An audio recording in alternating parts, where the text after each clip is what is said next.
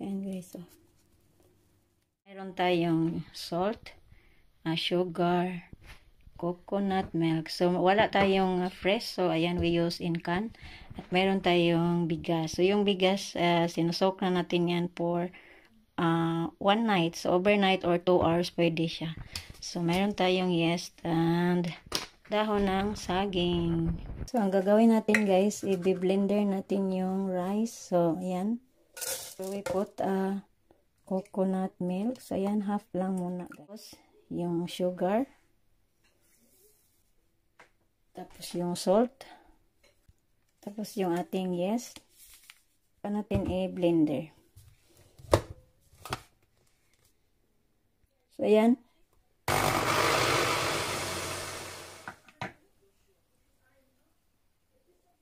Kailangan pino at saka label yung kanyang consistency. So, dito natin ilalagay. Tinyo lang guys. So, lagyan natin siya ng cling wrap guys. Tapan natin at patubuin. So, wait natin siya ng 2 hours or until na magbubble yung ating mixture. Wait tayo sa ating guys, sa ating mixture na magtubo. So, i-fix natin yung ating dahon. Natin siya guys. Para mas easy siya ilagay sa oven. So, yan siya guys. Yan na oh. Na.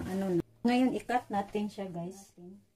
So, maliit lang naman yung ating form. So, maliit lang din yung ating gagawin. So, ngayon, cut natin siyang ganito.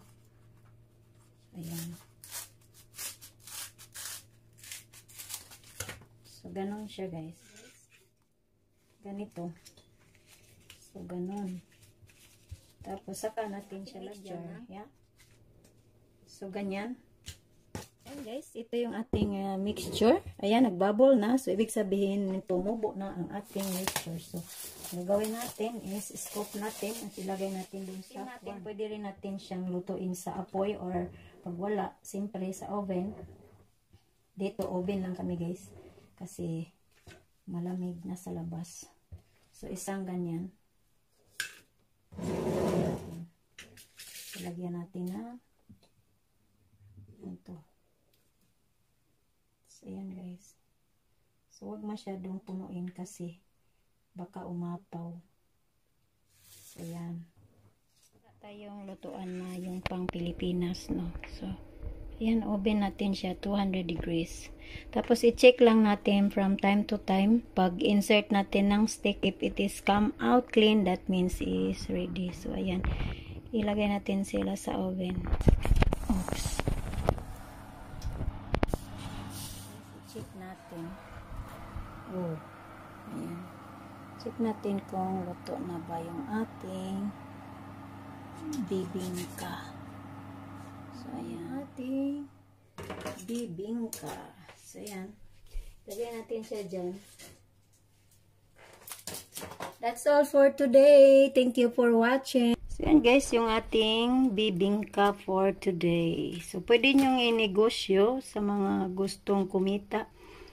I-continue nyo lang guys hanggang matapos kayo. The same lang ang procedure na inyong gagawin. So, ayan, kailangan yung medyo puno. Half full yung ating form para mag-alsa siya at maging ganito yung texture. So, ayan oh. Maano siya guys. So, malambot pero, ayan oh. Na tumatawa. So, ayan. Ayan. Thank you for watching. Hope you like it. And don't forget to like, share, comments, and subscribe. Bye-bye. Ipit natin yung pinaka-edge niya dito, guys. Para medyo naman presentable. Pag ibibinta nyo siya, medyo maganda. Bibingka.